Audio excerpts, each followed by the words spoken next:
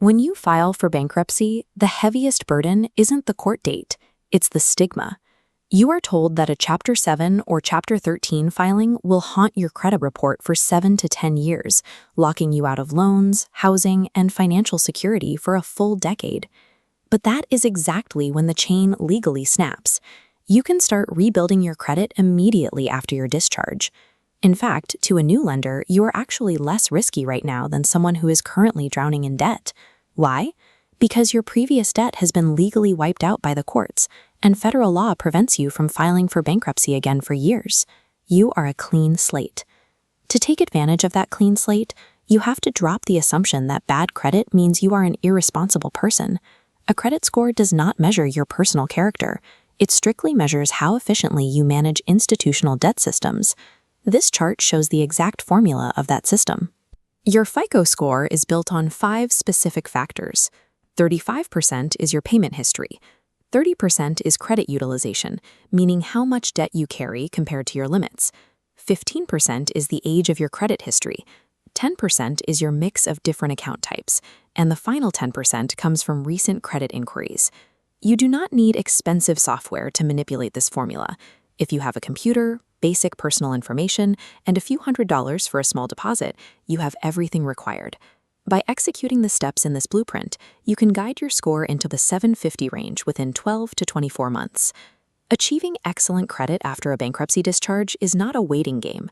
It is a process of actively exploiting the mathematical rules that lenders rely on. Step 1 is seeing exactly what the system says about you. Go to annualcreditreport.com and pull your official 3 reports from all 3 major bureaus, Equifax, Experian, and TransUnion. You must read these reports line by line because the data is incredibly flawed. Studies show that 1 in 5 credit reports contains active mistakes. That means there is a high statistical probability that your score is currently being dragged down by data that shouldn't be there at all. During your audit, you are hunting for specific targets. Look closely at every entry for wrong balances, accounts you do not recognize, duplicate collections listed multiple times, and incorrect dates of past due payments. When you find those errors, you use the Fair Credit Reporting Act, or FCRA. This is a federal law that regulates exactly how consumer information is gathered and used.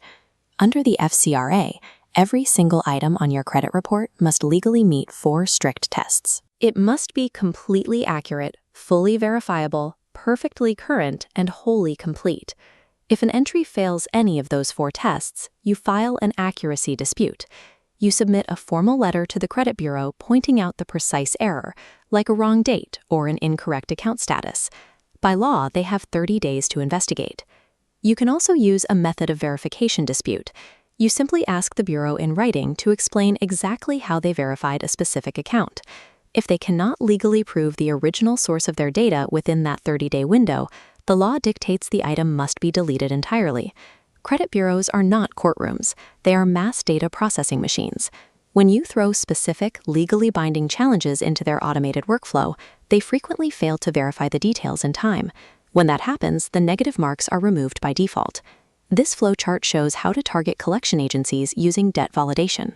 Collections fall under the Fair Debt Collection Practices Act, which governs third-party debt collectors. Under this law, you can demand the agency produce your original contract and a clear chain of ownership, proving they legally hold the debt. Many third-party buyers purchase debt in bulk spreadsheets and lack this paperwork. If they can't produce it, the collection is removed. However, some collections are perfectly accurate, and the agency does have the paperwork. When the debt is verified and legally yours, you move to conditional negotiation. This is called a pay-for-delete strategy. You contact the collector with a written offer using very specific phrasing. You state, "I will pay this debt only if you remove the account from my report." Many agencies will accept the cash and delete the record, erasing the heavy penalty from your score. If you have already paid an old collection, you can send a goodwill letter, formally requesting they remove the closed account as a courtesy. For very old, unpaid debts, check your state's statute of limitations. This is the legal time limit, often 3 to 6 years, during which a collector can actually sue you. Once that time passes, the debt is time-barred and much easier to dispute. Even the most legitimate past mistakes have legal expiration dates or specific negotiation levers. No single collection account is permanently immune to removal. Scrubbing negative items off your report is playing defense, but a high credit score demands offense. To actually raise your number, you must constantly inject new, positive payment history into the algorithm. You do this by opening a secured credit card or a credit builder loan. With a secured card, you provide a small cash deposit, say $300, which the bank locks away in a vault. That exact deposit amount becomes your total credit limit. Because your cash secures the risk, approval is virtually guaranteed, even right after bankruptcy. Alternatively, you can use the authorized user strategy. If a trusted family member with excellent credit adds you to their oldest credit card, their years of flawless positive payment history are legally imported directly onto your blank credit report. Once you have access to a new card, you face the most common failure point for people rebuilding their credit. They get the card and they max it out. To succeed, you must strictly follow the 30% utilization rule. This chart shows exactly how to manage a $1,000 credit limit. To generate positive history and maximize your score, you must keep your total borrowed balance inside the safe zone, which is always below 30% of your total limit. In this case, you never carry a balance higher than $300. If your balance pushes past that line, say up to $900, you enter the danger zone. High utilization immediately damages your score. Even if you make your minimum payments perfectly on time, the algorithm penalizes you for relying too heavily on borrowed money. Successful credit rebuilding isn't about proving to the bank that you can spend money. It is entirely about proving you possess the mathematical discipline to restrain your spending well below the limits they give you.